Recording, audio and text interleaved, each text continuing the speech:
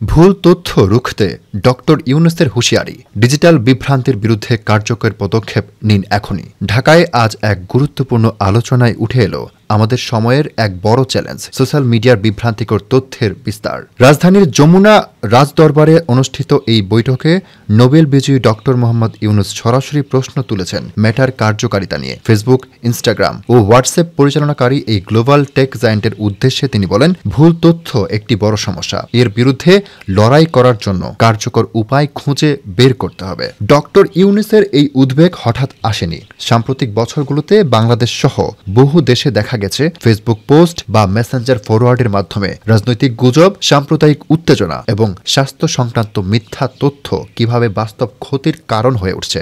গবেষণা বলছে, ডিজিটাল বিভ্রান্তি এখন গণতন্ত্র, সামাজিক স্থিতি এবং জনস্বাস্থ্য এই তিনটি হুমকির মুখে ফেলেছে।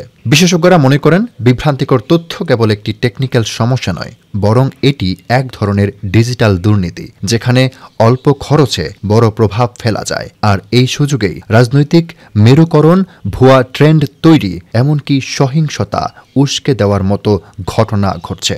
ডক্টর ইউনূস এই প্রেক্ষাপটেই আজকের বক্তব্যে জোর দিয়েছেন কার্যকর পদক্ষেপ এর উপর। তার বক্তব্যের মধ্য দিয়ে মূলত একটি বার্তা উঠে আসে, মেটা বা অন্যান্য টেক জায়ান্ট শুধু প্ল্যাটফর্ম সরবরাহকারী নয়, বরং এই বিভ্রান্তি ঠেকানোর দায়িত্বে তাদের নৈতিক ও কার্যকর ভূমিকা থাকা উচিত। তথ্য যাচাইয়ের জন্য স্বতন্ত্র তদারকি, স্থানীয় ভাষাভাষী পর্যবেক্ষক বৃদ্ধি এবং গুজব শনাক্তকরণে কৃত্রিম বুদ্ধিমত্তার কার্যকর ব্যবহারের কথাও আলোচনায় উঠে এসেছে।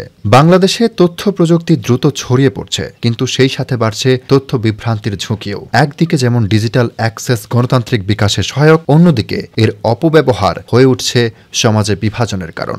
ডক্টর ইউনূসের আজকের হুঁশিয়ারি তাই কেবল একটি মন্তব্য নয়, এটি রাষ্ট্র, সমাজ ও প্রযুক্তি প্রতিষ্ঠানের কাছে এক জাগরণ ডাক। আপনারা দেখছিলেন প্রতিদিন সকাল।